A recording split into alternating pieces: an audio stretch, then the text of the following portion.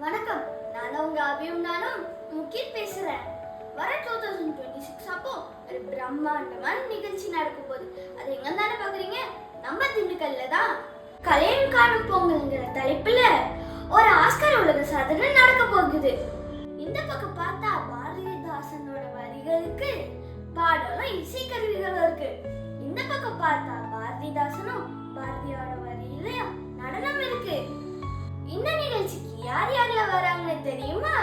திண்டுக்கல் மாவட்ட கலெக்டர் வராங்க, தலைமை கண்காணிப்பாளர் வராரு, மினிஸ்டர் வராங்க, ஏன் மொத்த சினிமா இண்டஸ்ட்ரியே வராங்க.